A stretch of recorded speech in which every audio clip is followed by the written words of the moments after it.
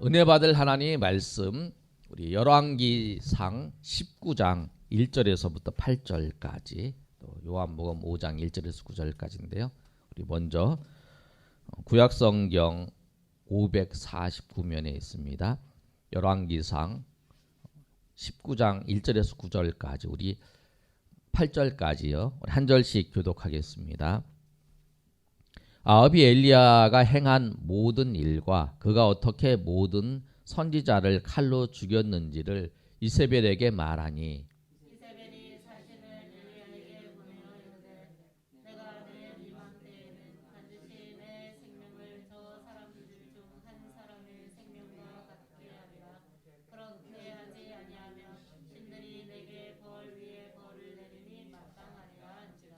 그가 이 형편을 보고 일어나 자기의 생명을 위해 도망하여 유다에 속한 브엘세바에 이르러 자기의 사환을 그곳에 머물게 하고 자기 자신은 광야로 들어가 하루 길쯤 가서 한 로뎀 나무 아래에 앉아서 자기가 죽기를 원하여 이르되 여호와여 넉넉하오니 지금 내 생명을 거두시옵소서. 나는 내 조상들보다 낫지 못하니이다 하고 로덴 나무 아래에 누워 자더니 천사가 그를 어루만지며 그에게 이르되 일어나서 먹으라 하는지라. 본즉 머리맡에 숯불에 구운 떡과 한 병 물이 있더라. 이에 먹고 마시고 다시 누웠더니 여호와의 천사가 또 다시 와서 어루만지며 이르되 일어나 먹으라 내가 갈 길을 다 가지 못할까 하노라 하는지라. 이에 일어나 먹고 마시고 그 음식물의 힘을 의지하여 40주 40야를 가서 하나님의 산 호렙에 이르니라. 아멘. 우리 요한복음 5장 1절에서 9절까지 말씀 우리 또 보겠습니다. 신약성경 149면에 있습니다. 요한복음 5장 1절에서 9절까지 말씀 우리 한 절씩 교독하겠습니다. 그 후에 유대인의 명절이 되어 예수께서 예루살렘에 올라가시니라. 예루살렘에 있는 양문 곁에 히브리 말로 베데스다라 하는 못이 있는데 거기 행각 5이 있고 그 안에 많은 병자, 맹인, 다리 저는 사람, 혈기 많은 사람들이 누워 물의 움직임을 기다리니 이는 가끔 못에 내려와 물을 움직이게 하는데 움직인 후에 먼저 들어가는 자는 어떤 병에 걸렸는지 나게 되밀어라. 거기 38배 된 병자가 있더라. 예수께서 그 누운 것을 보시고 병이 벌써 오래된 줄 아시고 이르시되 내가 낫고자 하느냐. 병자가 대답하되 주여 물이 움직일 때에 나를 못에 넣어주는 사람이 없어 내가 가는 동안에 다른 사람이 먼저 내려가나이다. 예수께서 이르시되 일어나 내 자리를 들고 걸어가라 하시니 9절 우리 다 같이 읽습니다. 그 사람이 곧 나 자리를 들고 걸어가니라. 이날은 안식일이니. 아멘. 우리 인생에서 광야를 만날 때에라는 제목을 가지고 우리 김성근 목사님 나오셔서 말씀을 전하실 때에 큰 은혜 받으시는 시간 되시기를 소망합니다. 인생을 살다 보면 우리 힘들 때가 많지요. 그런데 이 광야라는 것은 죽음이 있는 곳입니다. 거기는 비도 낮에는 굉장히 덥고 밤에는 굉장히 추운 곳이죠. 여기 두 사람을 제가 보겠습니다. 한 사람은 엘리야입니다. 능력의 사람 엘리야입니다. 그 앞쪽에 보면 850대 1로 싸워서 이겼습니다. 이겼는데 왜 도망갔느냐? 거기 이세벨 아합의 아내 이세벨이 사람을 보내가지고 그 사람이 뭐라고 하느냐 하니까 너 내일 하루만 지날 때까지 내가 너를 반드시 죽인다. 만약에 내가 너를 못 죽이면 이 내가 섬기는 신들이 나에게 벌할 것이다. 그렇게 이야기를 하죠. 그게 2절입니다. 열왕기상 19장 2절 말씀이죠. 내가 반드시 죽이겠다는 겁니다. 너를. 그게 이스라엘 땅이 그렇게 큰 땅이 아닙니다. 강원도만한 땅에 그 좁은 땅에 왕의 아내가 죽인다고 그러니까 엘리야가 이 두려움을 느꼈습니다. 그래서 3절에 보면 자기의 생명을 위하여 내가 죽겠다는 거죠. 여기 앉아 있으면 죽겠다. 이래서 브엘세바라는 곳으로 도망갔습니다. 브엘세바는 사막이 광야가 시작되기 딱 그 경계에 있는 땅입니다. 우리 한번 볼까요? 파워포인트 좀 보여주세요. 지금 이제 이스라엘 제일 남쪽에 저기 빨간 줄 뭐 그랄 밑에 브엘세바라고 보이십니까? 저기서부터 광야가 시작돼요. 사막이 시작됩니다. 비도 오지 않고 뱀과 정갈이 있고 밤에는 또 춥고 그리고 무슨 숲이 있는 그런 땅이 아닙니다. 지금 한 장 넘겨주세요. 여기 유적지가 있습니다. 브엘세바의 도시에 이쪽에 보이는 게 이제 사막인데 지금 초록색이 보이죠. 근데 지금 몇 개월이고요. 조금 있으면 아예 그 모래밭 그런 곳입니다. 그런 곳에 가가지고 엘리야가 어떻게 했느냐? 4절 말씀에 보면 자기가 죽기를 원하여 이르되 이렇게 이야기합니다. 왜 이 엘리야가 850대 1로 싸워서 이겼던 이 엘리야가 왜 그 여자 한 명이 죽인다고 그러니까 왜 이렇게 겁을 먹었습니까? 850명하고는 절대로 믿음이 물러서지 않았던 엘리야입니다. 그 이유는 2절 말씀을 자세히 보면 나와 있습니다. 3절이죠. 그가 이 형편을 보고 일어나 이 상황을 보고 850대 1로 싸울 때는 하나님이 지켜주신다. 그 믿음을 보고 싸웠죠. 그러나 이제 이세벨이 죽인다는 그 상황, 환경을 보자. 하나님이 안 보이기 시작합니다. 그래서 자기 생명을 위해서 도망갔고 사막에, 광야에 가게 됩니다. 여러분 환경 가운데 하나님이 안 보일 때 그때 광야가 시작됩니다. 광야가 시작될 때 어떻게 했느냐?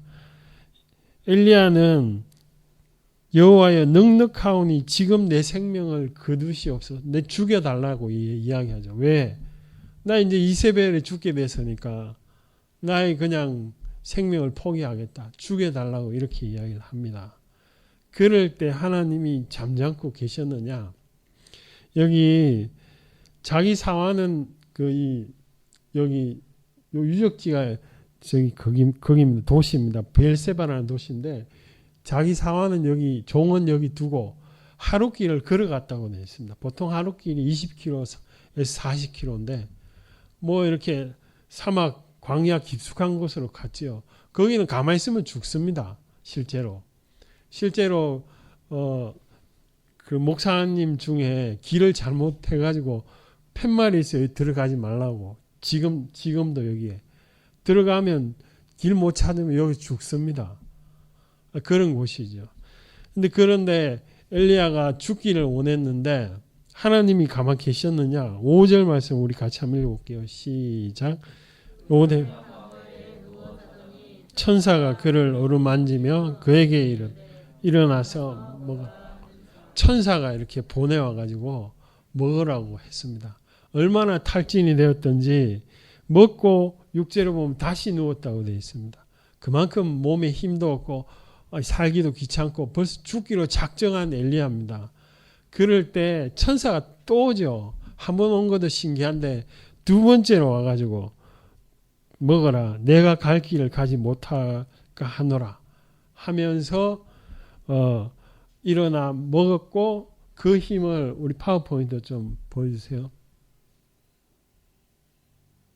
네, 이게 지금 로뎀 나무가 여러분 잎사귀가 이렇게 풍성한 활엽수가 아닙니다. 저도 이거 한번 봤는데요. 이렇게 길쭉길쭉하고 해살이 이렇게 잘 막을 수 있는 곳이 아닙니다. 이건 우리 교수님이 그린 건데 저기 조금 햇살 비치는데 저기 가가지고 피할 데가 없어요. 여기 사막 광야라. 저기 가서 누워서 지쳐가지고 이제 죽음을 기다리는 그런 상황입니다. 그런 상황에 천사가 와서 한번 또 와가지고 어루만지며 네가 힘을 내놨어. 그래서 넘겨주세요. 저기 위에 브엘세바에서 이렇게 해가지고 40일 동안 이렇게 광야에 호렙산, 시내산 하나님 넘겨보세요. 여기 많이 보셨죠 이거. 돌산 여기에 가서 하나님을 만났다라고 기록하고 있습니다. 여러분이 지쳐 있을 때, 여러분 아무것도 안 하고 있을 때 하나님이 포기하느냐? 천사를 보내서 또 하나님의 도움의 손길을 보내서 이렇게 하나님께서 하나님의 길로 가게 하신다는 거죠. 예수 믿는다는 그 이유로 여러분이나 저나 하나님의 백성입니다. 그래서 하나님은 여러분을 포기하지 않으십니다. 여기 국민일보 이게 보면 여기 뭐가 나왔냐면 이 광고가 한 3년 전부터 계속 나오는 것 같아요. 자식 결혼시키려고 신부감을 찾습니다. 자식이 좀 이렇게 자폐 장애가 있지만 나이는 44세인데 미남이고 또 자기 부모가 지금 이 광고 내신 이분이 돈이 있으니까 우리가 충분히 경제적인 건 다 해결해 주겠다. 그렇게 지금 광고가 났습니다. 결혼 정년기인 여자분 누가 좀 추천해 주면 또 그 사례해 주겠다. 자기가 돈이 많으니까. 이 광고가 3년 전부터 계속 나옵니다. 국민일보에. 여러분 이게 아버지의 마음입니다. 근데 하나님 마음도 보이진 않으시면 똑같습니다. 여러분이 지쳐 있을 때 아이 내 백성 네가 알아서 살 것이지 내가 뭐 교회에서 오기만 하면 되지 뭐 이런 분이 아니에요. 여러분들을 향하여서 포기하지 않으십니다. 그래서 그 천사의 도움으로 엘리야는 하나님을 만나는 길로 갔습니다. 두 번째 이 요한복음에 나오는 38년 됐습니다. 날 때부터 병자면 나이가 38세겠죠. 근데 이 사람이 그동안 하지만 잘 못하는 걸로 봐서 10살이면 38년 됐으면 48세입니다. 그러니까 젊었을 때 거의 병으로 이렇게 세월을 보낸 사람입니다. 희망이 있겠습니까? 여러분 병 1년만 알아보십시오. 온통 희망 없습니다.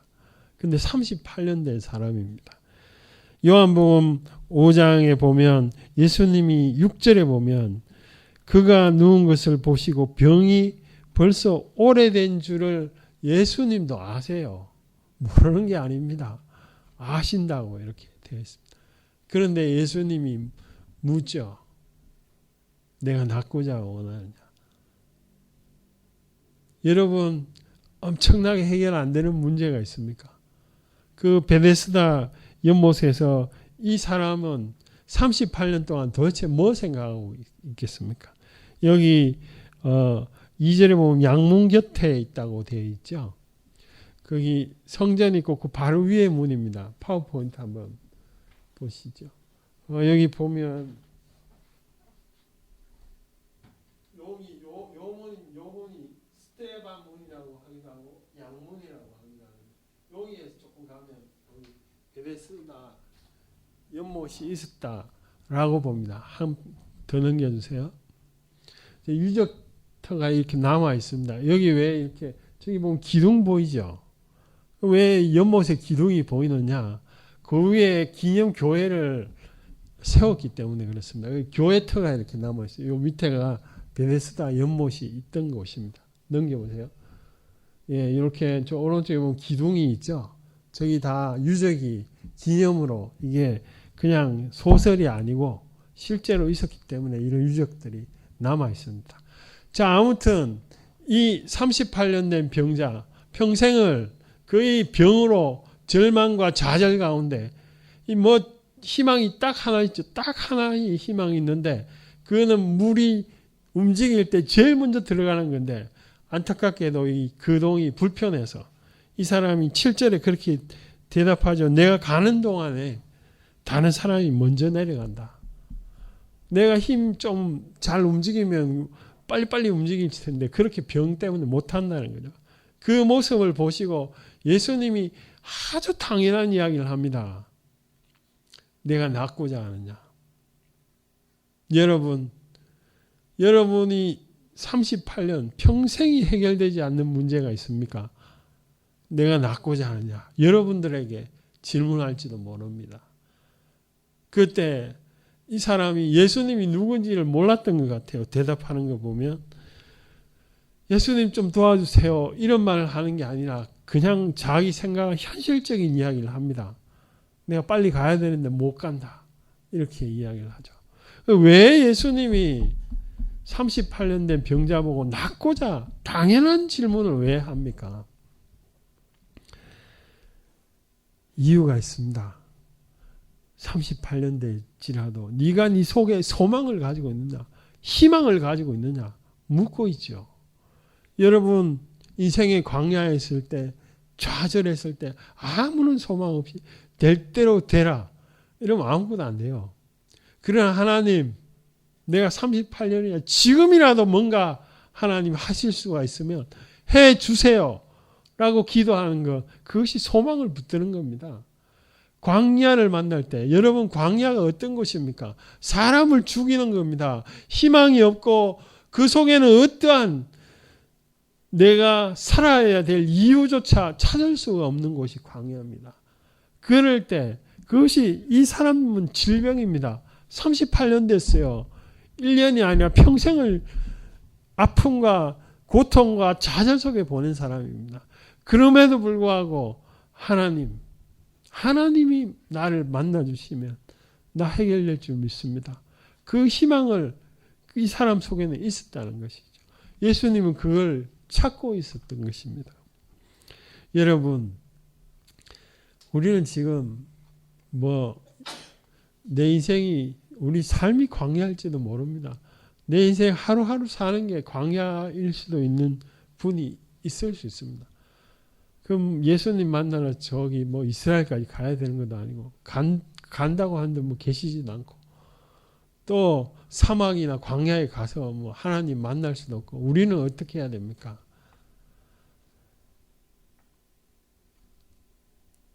우리를 하나님께서 만나 주시는데, 광야에서 이 만날 때 첫째 중요한 게 있습니다.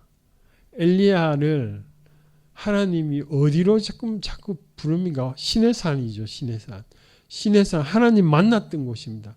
인생의 방향성이 중요합니다. 우리가 다 뭐가 잘 안 되고 힘들고 어려울 때 내 인생이 어디로 가고 있습니까? 내 인생이 세상을 향해서 온 힘을 다해서 달려갑니까? 그러면 그 사람은 계속 하나님을 만나는 방향으로 가지 않아요. 내가 이렇게 힘들고 어려울 때 하나님을 만나야죠. 그것이 광야를 빨리 해결할 수 있는 방법인 것입니다. 제가 지난주도 계속 김진홍 목사님 이야기를 듣는데, 그분이 호주에서 돼지를 소인지 하여튼 동물을 들여왔는데 너무 싸게 들어오니까 사람들이 너무 좋아합니다. 그래서 사람들이 와가지고 목사님 한 번만 더 이렇게 좀 소인지 뭔지 하여튼 돼지인지 이렇게 좀 수입해 주십시오. 그 방법이 뭐냐면 김진홍 목사 그 계좌를 딱 열면은 그 원하는 사람들이 돈을 딱 보내잖아요. 그 돈 보내면 이제 그쪽 호주하고 계약을 해서 싸게 이제 들어오는 겁니다. 근데 들어오는데 폭풍을 만나서 그 동물들이 다 죽어버렸네요. 그럼 그 돈 보낸 사람들이 가만히 있겠습니까? 그래서 이제 목사님을 막 이렇게 힘들게 하고, 제가 지난주에도 말씀드렸듯이 예배드리면 빚쟁이들이 반보다 더 많이 오고, 예배당에 그 담배 꽁초가 더 많이 떨어져 있고 그런 상황이죠. 그래서 이분이 내가 그냥, 이분도 선한 의도로 했겠지만 내가 그냥 그 앞바다를 바닷가를 거닐면서 내가 그냥 신발 벗고 죽을까? 신발을 실제로 벗었대요. 벗었다가 죽으려고 딱 하니까 하나님 볼 면목이 없거든요. 그래서 다시 신고 벗었다 밤새도록 그렇게 했다가 마지막에 이제 내가 죽더라도 하나님 앞에 죽어야지. 그렇게 해서 5박 6일 동안 물도 안 마시고 깜깜한 데서 그냥 있다가 그 어떤 분이 불러주는 성경 말씀, 로마서 그 말씀을 보고 내가 방향이 사람들을 물론 좋게 하려고 그랬지만 하나님을 향하여서 하지 않았구나. 그걸 깨달으신 거죠. 그래서 그걸 잘 해결하게 됩니다. 여러분, 여러분의 인생의 방향이 어디를 향하고 있습니까? 우리는 정말 하나님을 향해서 살기도 하지만 또 세상 가운데 살고 왔다 갔다 합니다. 보통 사람. 목사님 저도 마찬가지입니다. 저도 하나님을 위해서 정말 살면 좋겠습니다. 그렇게 하다가도 내 눈앞에 보이는 현실과 경제적인 문제, 또 사람들의 그 어떤 평가, 사람들의 눈, 이런 것을 딱 느끼면 또 세상 가운데 또 살라고 하다가 또 이러면 안 되지. 그러다가 또 왔다 갔다 하죠. 그러나 우리가 절대로 잊어버리면 안 되는 것. 그것은 나의 삶의 방향성입니다. 내 삶이 힘들면 힘들수록 하나님 앞에 써야 됩니다. 이 엘리야가 하나님 앞에 죽기를 원한 것, 그건 잘못됐지만 그래도 하나님 앞에서 지금 나아가는 모습을 보지 않습니까? 그러니까 천사가 왔죠. 여러분, 광야는 누구든지 만납니다. 안 만나는 사람 아무도 없습니다. 인생의 광야를 누가 안 만납니까? 다 무너지고 하나님이 없는 것 같아요. 하나님이 없는 것 같으니까 광야죠. 하나님이 살아 계시지 않는 것 같아요. 시편 말씀에도 그런 기도가 있습니다. 내가 하나님을 섬긴들 그것이 나에게 무슨 유익이 되느냐. 시인이 그렇게 이야기를 합니다. 그럴 때조차도 우리는 하나님을 향한 마음을 거두면 안 돼요. 그것이 38년 된 병자가 내가 낫고자 하느냐. 그럴 때 그 희망을 거두지 않았잖아요. 우리는 그 마음속에 하나님을 향한 마음을 거두면 절대로 되지 않습니다. 38년 된 병자가 어떻게 낫습니까? 두 번째로 예수님이 말하니까 낫죠. 예수께서 이르시되 일어나 내 자리를 들고 걸어가라 하시니 하나님의 말씀이, 예수님의 말씀이 그 사람으로 하여금 힘을 얻게 하고 이게 누워 있었겠죠. 병상대로. 근데 일어나가지고 걸어갔단 말이죠. 두 번째로 방향성. 첫 번째는 하나님을 향한 방향성이고 두 번째는 하나님의 말씀이 그 사람에게 능력이 되었습니다. 그러니까 걸어가서 일어나서 걸어갔지 않습니까? 아니 그러면 어떻게 하면 이 하나님의 성경 이 말씀이 이 글자가 읽는 것이 어떻게 하면 우리에게 능력이 됩니까? 이 성경 말씀이 맨날 읽어도 이게 그냥 그런가 보다 이런 생각을 해서 능력이 안 되죠. 거기에 대해서 성경이 아주 밝히 이야기하는 구절이 있습니다. 우리 누가복음 24장 31절 32절 다 찾아보겠습니다. 누가복음 24장입니다. 누가복음 24장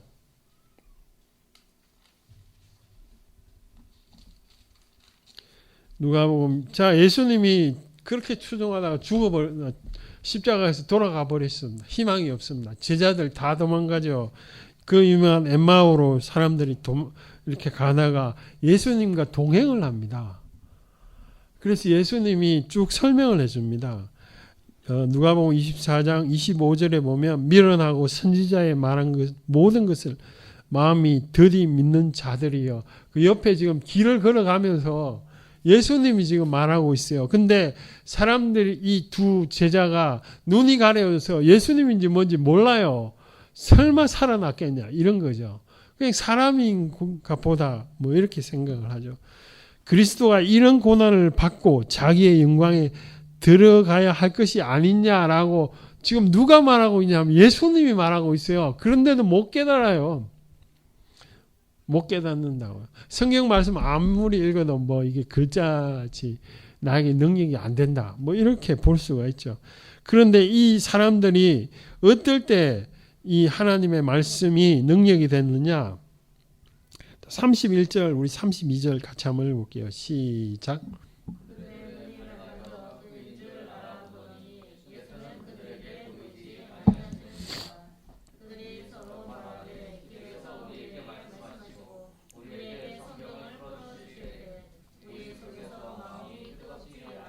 우리 속에서 마음이 뜨겁지 않냐. 하나님의 말씀이 정말 내 마음에 와닿아서 마음에서 힘이 되고 능력이 될 때는 마음이 뜨거워집니다. 아, 이런 말씀이 나로 하여금 능력을 일으키구나. 그러니까 아무리 읽어도 이건 지식입니다. 그러나 이것이 살아 운동력이 있어서 내 마음을 탁 부딪히게 하고 그 내가 낫고자 하느냐 일어나 걸으라. 그 말씀이 얼마나 그 병자에게는 희망이겠습니까? 아니 하여튼 내보고 아무도 일어나 걸으나 안 하는데 일어나 걸으나 이게 얼마나 그 사람에게는 정말 가장 듣고 싶었던 거예요.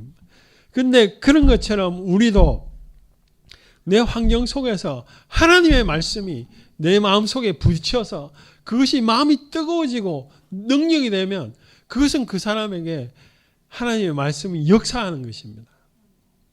제가 잘 아시는 대로 그 카페 한다고 그렇게 막 죽을 뻔했죠. 제 마음이 죽을 뻔했습니다.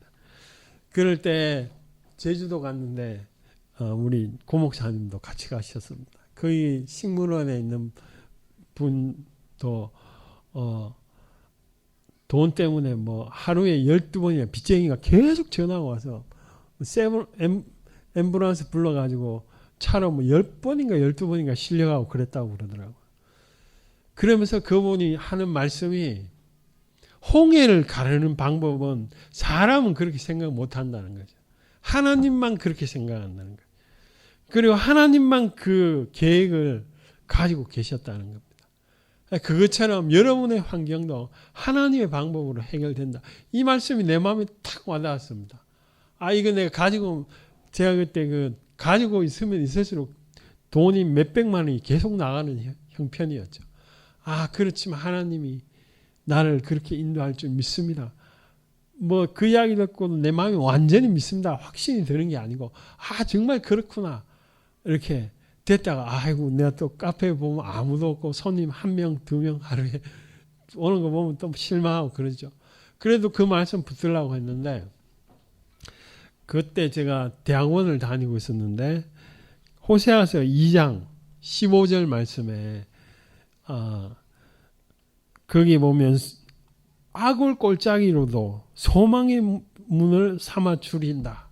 여기 보면 소망의 문을 악을 꼴짜기가 뭡니까 이게? 뭐 이렇게 시체버리고 이런 곳입니다. 썩은 아주 형편없는 곳이라도 그 속에 소망의 문을 삼아 주신다라는 교수님의 말씀을 또 내가 붙들고 하나님 저도 그렇게 했어요. 그렇게 기도했어요. 제가 불안하고 힘들 때마다 이 말씀 붙들고 기도했습니다. 그랬는데 그 3개월 만에 길 가다가 그 목사님 만나가 그 목사님이 다 인수해가지고 아주 잘 해결됐죠. 그 목사님이 하실 뿐만이 아니라 그 공간이 내가 처음 계획한 것처럼 대학생들과 또 예수 믿지 않는 아이들이 와서 하나님을 알게 되고 그런 공간으로 어쨌든 제가 시작은 했죠. 그렇지만 이제 이용하는 건 이제 그 아이들. 제 마음이 참 기쁘고 감사한 거죠. 여러분 인생의 광야 사막을 지날 때 무엇이 능력입니까? 하나님의 말씀을 붙드십시오. 그리고 내 삶을 하나님 앞에 서야 됩니다. 광야의 대표적인 동물 낙타 있죠. 낙타는 광야를 어떻게 지나느냐, 사막을 어떻게 지나가느냐 뛰어다니지 않습니다. 아무리 빨라도 20km 안 됩니다. 낙타가 생명의 위협을 느끼지 않는 한 뛰지 않습니다. 그냥 이렇게 천천히 걸어 다닙니다. 그게 유일한 광야를 통과할 때, 사막을 통과할 때 그 동물은 지혜로운 거죠. 우리도 마찬가지죠. 광야를 인생의 어려움을 지날 때 뭐 엄청난 홍해가 갈라지고 이러지 않을지 몰라도 내가 내 자리에서 하나님을 향하여서 기도와 말씀을 멈추지 않는 겁니다. 저쪽으로 가면 모든 게 해결될 것 같아. 그래서 쫙 가보십시오. 그 속에 하나님이 안 계시면 그게 다 시편 말씀대로 헛일이라고 이야기를 하고 있습니다. 내가 비록 광야에 있을지라도 하나님의 말씀이 나와 함께하면 그곳이 초원으로 바뀌는 줄 믿습니다. 그곳에 하나님이 주시는 만나가 있고 매출하게 있는 줄 믿습니다. 그래 어려운 게 아닙니다. 근데 그게 너무 어렵습니다. 왜? 엘리야를 보십시오. 엘리야도 내가 죽기를 원한다라고 환경을 보면 그렇다는 거죠. 환경을 보면 내가 죽기 아니 천사가 와서 숯불에 이 광야길에 여러분 얼마나 놀라겠습니까? 얼마나 기적입니까? 아니 아무것도 없는데 와가지고 누가 와가지고 방금 구운 떡하고 포도주를 주잖아요. 이게 얼마나 감사합니까? 그럼에도 불구하고 엘리야가 다시 누웠다고요. 그만큼 현실이 무섭고 현실이 만만치가 않습니다. 그러므로 내가 내 마음을 지켜야 됩니다. 내 마음을. 광야를 지날 때 내 마음을 하나님께 둬야 됩니다. 내 마음을 하나님의 말씀에 둬야 되고 내 마음을 실어서 하나님께 기도를 해야 되죠. 멈추면 안 됩니다. 그것이 여러분이나 저에게 생명이기 때문에 그렇습니다. 그것이 기도와 말씀이 내 마음을 지키는 파수꾼이기도 하지만 기도와 말씀을 멈추면 곧 사막이 광야가 여러분들을 삼키죠. 현실이 삼키죠. 그래서 내가 죽게 된다라고 볼 수가 있죠. 그러므로 여러분 그 신부감을 찾는 그 아비의 마음이 하나님의 마음이 더하면 더하지 덜하지 않습니다. 여러분들에게 관심이 있죠. 여러분들을 향해서 놓지 않죠. 그러므로 우리가 그 좋으신 하나님을 향해서 나아가야 될 줄 믿습니다. 우리 같이 한번 통성으로 한번 기도합시다.